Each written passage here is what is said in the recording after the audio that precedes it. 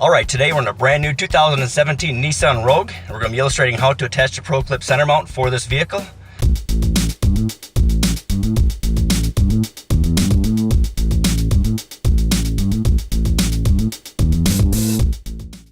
Now there's a couple things we want to mention before we get started. First of all, look over the photos, read the instructions, try to become familiar with the process before beginning. Next would be attach the ProClip onto the vehicle prior to attaching anything onto the faceplate of the mount. And lastly, this ProClip comes with some double-sided tape. You'll see it here is a red sheet. Remove the covering from the tape. The residue on the tape won't stay on the vehicle if you want to remove the mount in the future. Now with those things said, we'll get started.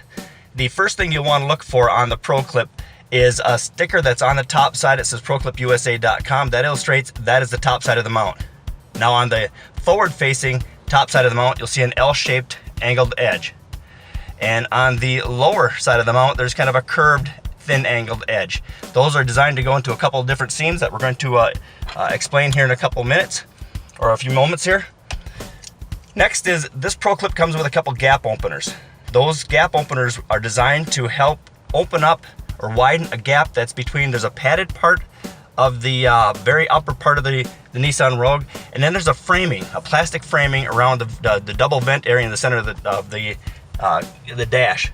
Now, I hope I don't block my shot, but this is a very tight seam up here. It overhangs the vent frame a little bit, but if you'll slide the ProClip gap openers in there, you'll be able to get it in and behind that vent frame.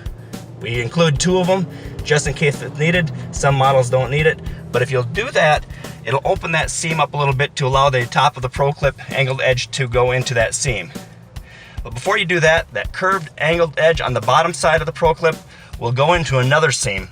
That seam is, there's a frame around the information area here with the climate control and the radio and things. Now there's a plastic panel around that information area, and then again there's a padded part of the upper dash. If you line the ProClip up so the ProClip is level or even with the edge, the right edge of the left vent, that thin angled edge will go into that seam. Now if you'll press forward on there as you rotate the ProClip upward, you'll find that that thin angled edge will curve in and hook behind this the panel or the framing around the radio area, just like this here. There you go. Have to push it in a little bit and it'll go in behind that panel.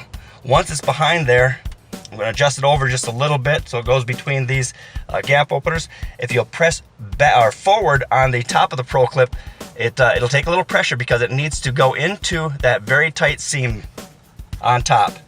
Just like that, you'll hear it clip into place. When it does, you can remove the gap openers. You'll have a very nice solid mounting platform to attach a ProClip device holder onto. We hope this illustration helps. Have a great day.